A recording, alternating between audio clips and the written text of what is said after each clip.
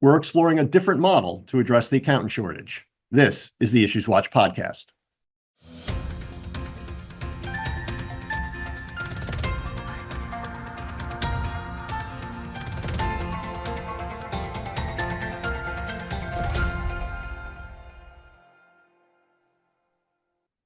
Hi, I'm Don Meyer, Chief Marketing Officer at the New Jersey Society of CPAs, and welcome to the IssuesWatch podcast.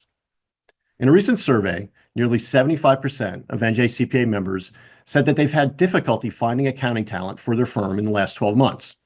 Among those respondents, nearly all said that the accountant shortage had impacted their firm's ability to serve clients.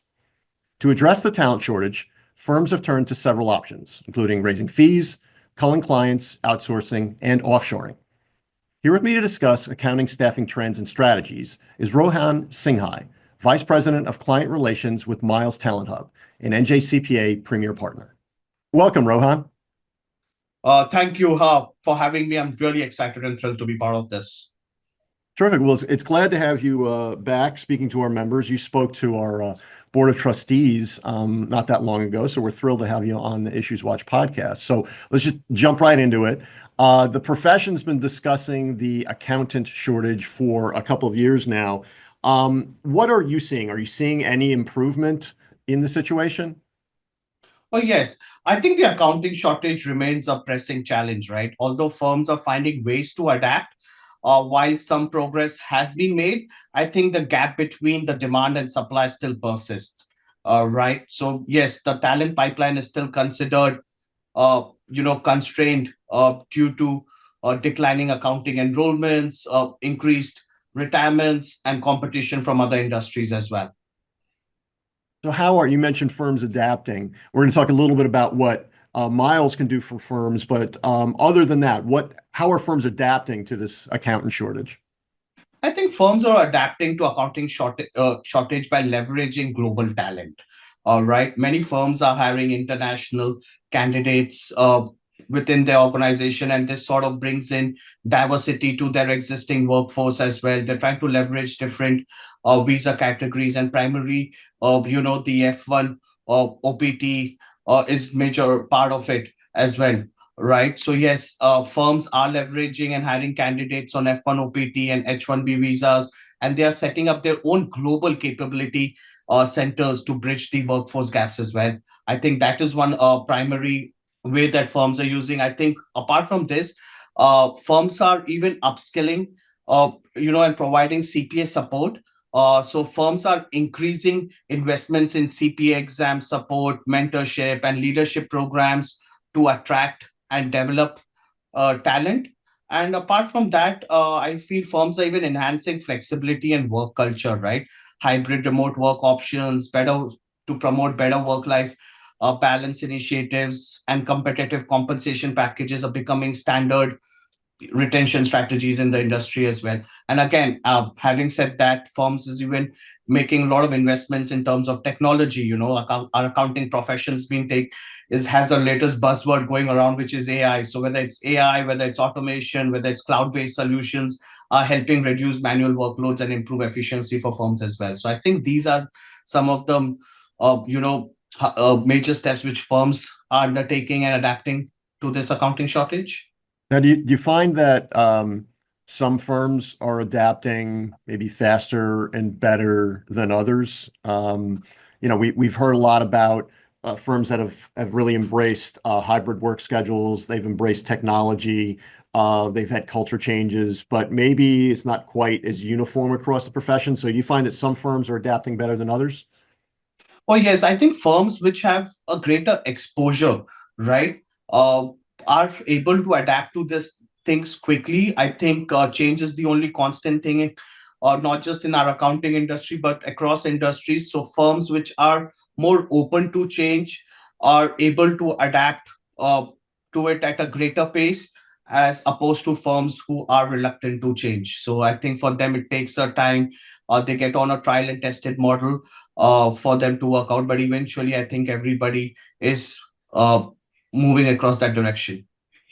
Well, I guess when you've got four different generations in the workplace, you're going to see, depending on the leadership, you're going to see different levels of adaptation. So let's jump into technology, something you alerted to. It seems that the implementation of artificial intelligence tools is kind of a double-edged sword. While it can make up for staff shortages, the widespread use of AI can dissuade students and grads from going into the profession because they're afraid of being replaced. So is AI helping firms deal with the accountant shortage? Oh, yes, absolutely. AI is playing a significant role in addressing the accounting shortage, right? But you know, but its impact is complex. Let's say it, how AI helps firm manage the accounting shortage through automating routine tasks, improving efficiency and accuracy, enhancing decision making. But again, all of this comes at a great cost as well, right? While it might work for some low hanging fruits in our profession to have AI, whether if you want to do data entry, you just want to do coding of accounts across trial balances, balance sheets, and P&L statements for those repetitive tasks. I think AI plays a role in it, but at for accountants, you require some level of expertise, right? And that becomes, on that respective front, it becomes difficult for AI to handle the technicalities aspect of accounting, and that's where you require manpower, right, to do those complex works for you. So accounting is just more than number crunching, and that's where uh, you know AI does play a part to it. But again, I would say in our profession, its usage is quite limited so far. Yeah, I think it is very much, the accounting profession is very much a people profession. So I think AI, definitely an important skill, an important skill set to learn, but I think it'll always be a people profession. AI will just help people do a better job in that profession. Um, so I mentioned in the open that firms are turning to outsourcing and offshoring to mitigate staffing shortages, but Miles Talent Hub has a different model. So tell us about your approach to the accountant shortage. Oh, oh yes, absolutely. So what Miles is doing, in terms of solving for the pipeline shortages, what we have three major stakeholders in our program, right? So what we do is we work with universities in the US, and we work with some highly ranked universities who convert their traditional accounting program to a STEM designated accounting program, right? So we bring in the technology aspect of STEM. Again, this is something that was always prevalent in the US for engineers. So what we've done is we've taken the playbook of engineers and leveraged it in the field of accounting. Now, what this really does is it allows international accountants to work in the US for 3 years once they finish their masters. And post masters, they start working in public accounting firms as their W 2 employees, right? And once working in these firms for 3 years without any visa sponsorship on an OPT, which is an optional practical training, what it really does is it helps firms to have accountants come into their office day in, day out, as this profession really requires a lot of client interactions, right? So it really works out for firms which who are facing the talent shortage and require accountants in their workplace. So this is what we do. We have accountants come in as W-2 employees at firms working for them after for 3 years. And post 3 years, firms obviously have a choice to either sponsor them for the H-1B visa so they get to stay back in the US. And there could even be scenarios where firms have their own global capability centers in overseas and would want to move their candidates to their offshore offices post the 3 years of OPT as well. So this what we really, the USP of our thing is STEM, and along with STEM is it allows firms to have multiple options to decide post the 3 years as well. So I think in this way, it really gives firms, it really broadens their horizon of how they would want and better so that they can have an optimum utilization of their talent. And I just want to repeat that 3-year commitment because I think that's important because I have heard over the years anecdotally that firms that have outsourced some of their work to firms in, say, India or the Philippines, those firms face some of the same turnover challenges that U.S. firms have. So a firm in the U.S. could engage with a firm in one of those other countries, and they could train somebody, get somebody up to speed, and that person could walk down the street and go to work for another firm. But with the model you just described, you're getting somebody for, approximately 3 years. Absolutely. And these candidates work in these firms as their W-2 employees. So they are the employees of their firm, they're on their payroll, and they, follow the entire compliances, policies, and procedures what a firm has for any other candidate that might be working for them, right? So it's just an extension of their existing workforce, but bringing in international candidates into their workplace. So for my last question, what else do you think the profession should be doing to bring more young people into the profession? Okay. I think to attract more young professionals into the accounting profession in the US, firms need to address both perception issues and structural barriers that discourage new talent, right? Here's what they should focus on, according to me, is they need to modernize the image of accounting, right? They need to make this profession look far more glamorous, right? Many young professionals view accounting as a tedious, number crunching job rather than a dynamic and a strategic career, right? Firms need to change this perception by highlighting the advisory role, by emphasizing technology and AI, by showcasing career mobility, so on and so forth, right? And another very important point, which I feel is addressing the CPA pipeline crisis, right? The declining number of CPA candidates is a major issue, right? So what I feel firms should do is they should advocate for change to that 150-hour rule, which is already coming into picture as well. Firms need to work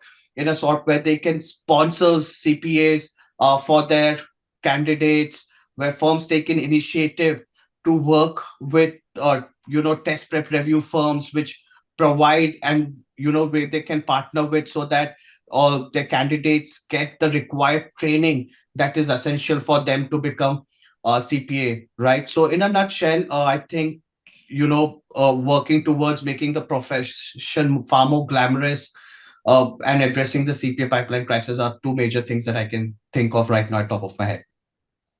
Yeah, that's great. Yeah, we've heard a number of guests talk about tell more success stories and fewer war stories. So, focus on the positive, not so much, deadlines and then maybe some of the negative aspects of it.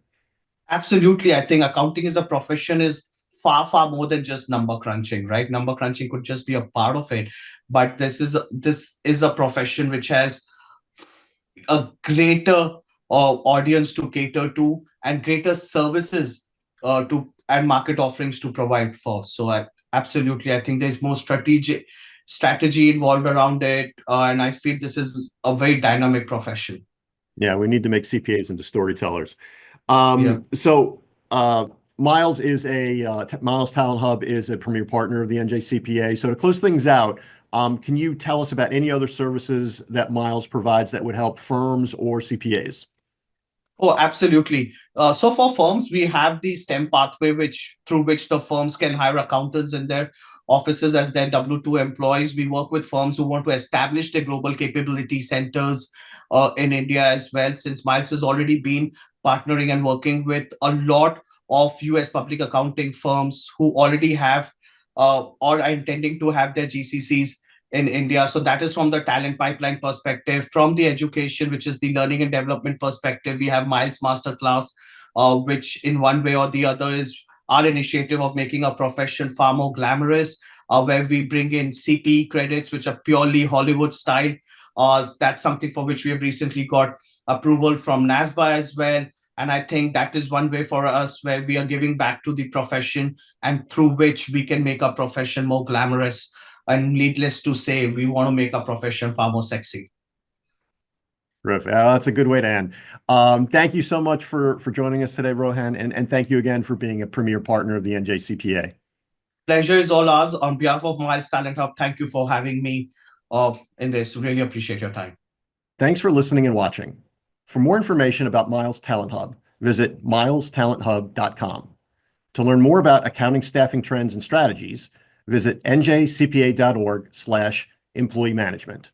And to learn more about efforts to address the accountant shortage, visit njcpa.org/pipeline.